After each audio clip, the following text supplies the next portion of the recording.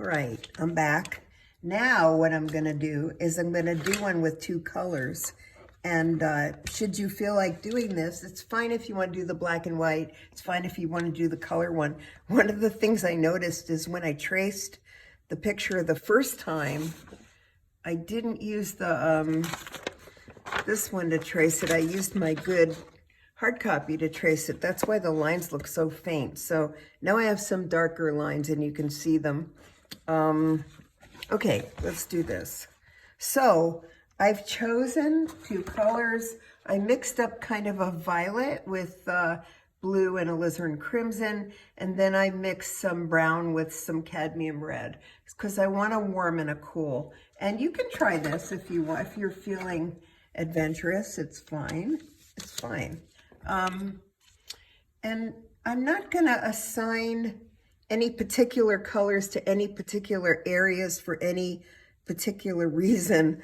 I'm just going to kind of arbitrarily use the color and have them blend into each other, like have the colors be the same value, but just the color's kind of arbitrary. So, and that's good. This is a good thing to know how to do with watercolor, because we actually have another project after this that uses this in more depth.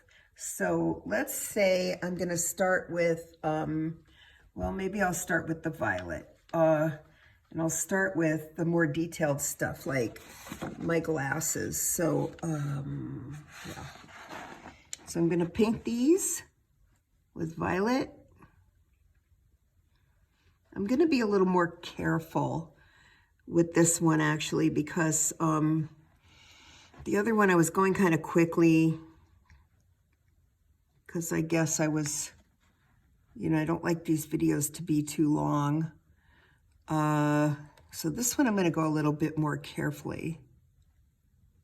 And I'm using the violet for my glasses just because they're so dark. And then I'm going to show you something. I'm going to keep connecting shapes, okay? So I have this little cast shadow across my eye, and then I'm going to connect it with the brown. So we're not, so I'm not using the lighter color, the warmer color for any particular reason. I'm just kind of using it in an arbitrary way. So I'm kind of shifting between the warm and cool. Oh, when I mix two of these, it makes kind of like a black color here.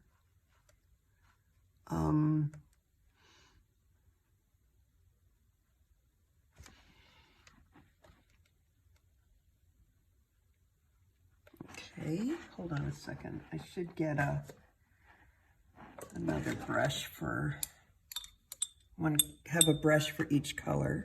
You don't have to, but it does make it easier.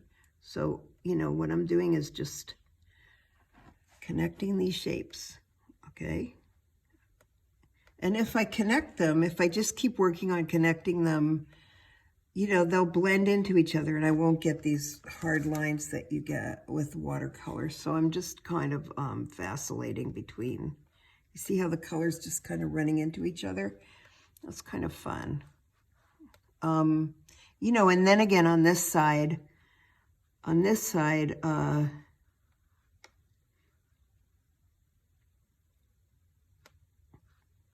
have a lot of it is in shadow. So once again, I talked about this. Once again, you know, I'm just connecting the big shapes, and on the dark side of it, I'm just using, I'm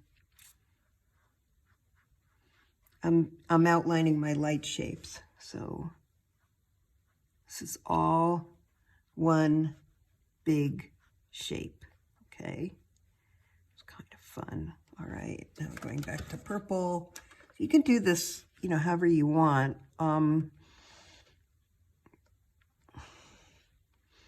This line's a little soft. I should have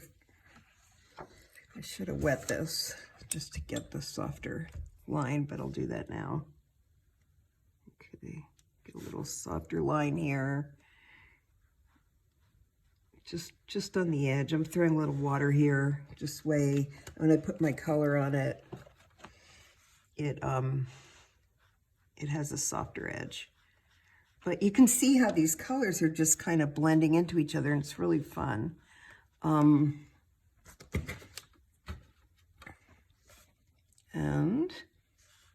yeah.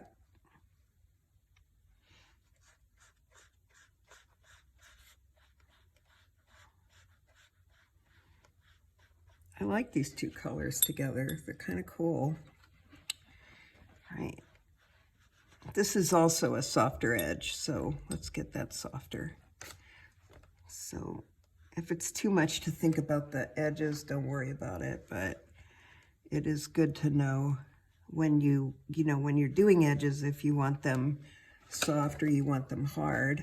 And you see, I'm just vacillating between the violet and the brown, and I'm just being kind of arbitrary about it. Oops, I just dipped my violet brush into my brown. I'm just being kind of arbitrary about it, letting them kind of blend into each other, trying to keep the paint running, together so that it doesn't, so I don't get any hard edges. So that requires me to work a little bit fast, but that's okay. Since we're only focusing on, on two values, it shouldn't be that much of a problem. Okay. I have a little edge of my shirt here, and the nice thing about the better paper is that it doesn't dry as fast as the other paper, so it does kind of give you an opportunity to not have to worry about edges and all that kind of stuff. You can work pretty fast. And now I think I'm going to grab my big brush. I'm going to dip it in the violet, and then I'm going to, just kind of get my hair going here. And like I said, you don't have to,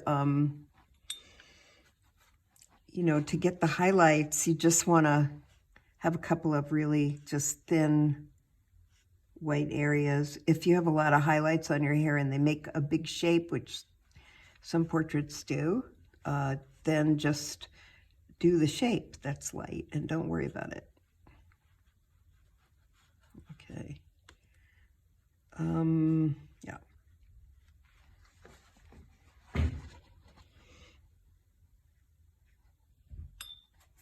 Now I'm going to make this a little bit lighter, only because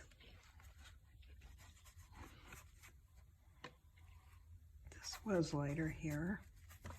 Okay.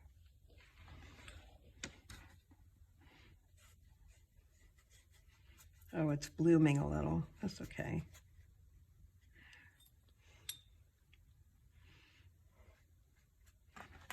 If you think that you want to wet it, also, like, to control the idea that it might bloom, you can always wet the paper first, and then you probably get less likelihood of getting blooms. But if you get blooms, don't worry about it. Okay, so, I'm just continuing here.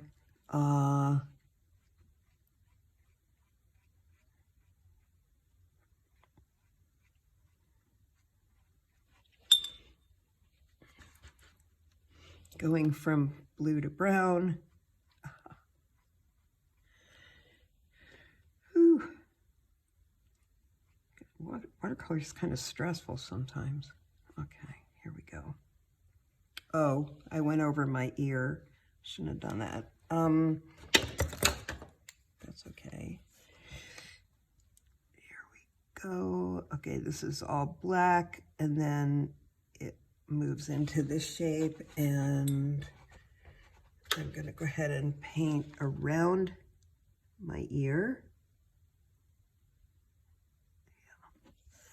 I have to paint around this earring.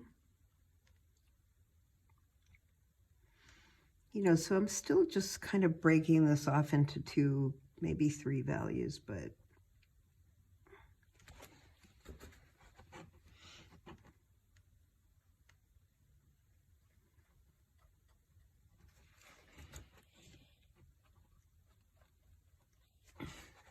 I can get some big amount of brown here and have it just kind of become, this is all just fades right into the background. Oh, I meant to take my paper. That's okay. Anyway,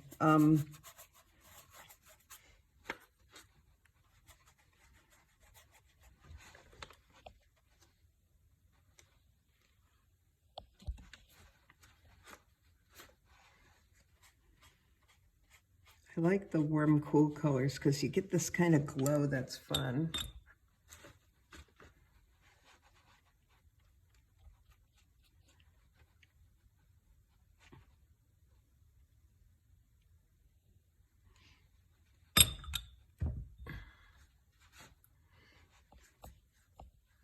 So I'm not really, you know, I'm not having any specific place to put where I put the brown and where I put the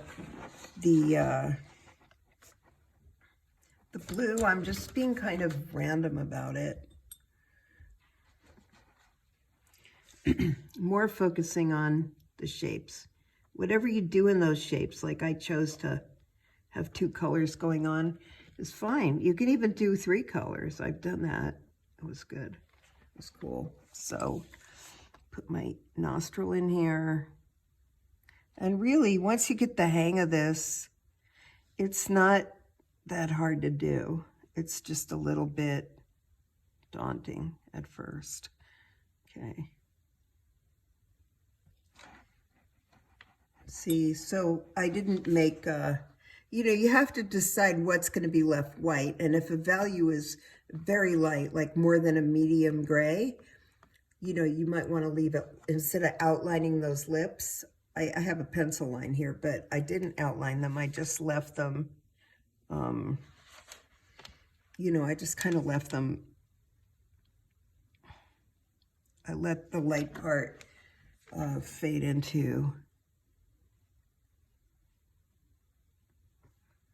you know, okay.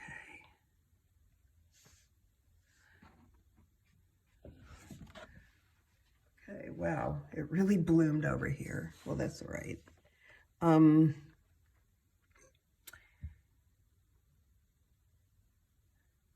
Yeah, anyway, if I wanted to fix that bloom, I just wait for it to dry and then paint it darker around the background. But that's pretty much it. I'm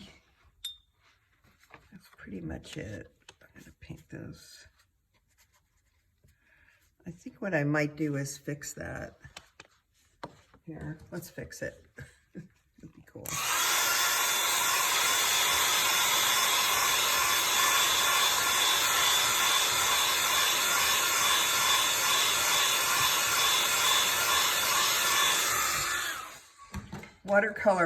Watercolorists just get really good at fixing their mistakes, which of course is going to happen to anybody. So I'm going to use a little bit of a darker value here, the inside of that, and then follow it down to the line of my face and just paint, and then I can get rid of that bloom. So it's good to, you know, think about how you might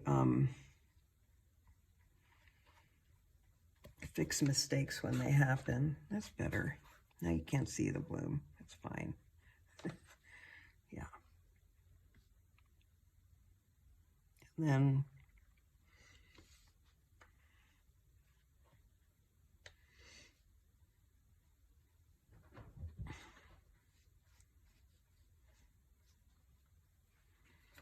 yeah, that worked out pretty nicely.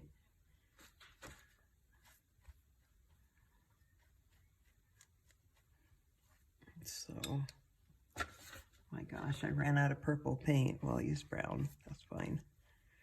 Yeah, that covered up the bloom, and there you go. It was cool. All right. So that's with 2 colors, and you know, I think if you want to practice this on your less expensive paper, you know, before you decide to do this, that's fine. you know, it might be a good experience just to practice it a little bit so that you, you know, so you get the hang of what you're doing. But, okay, I'm going to stop the video. So that's with 2 colors, brown with cadmium red and violet.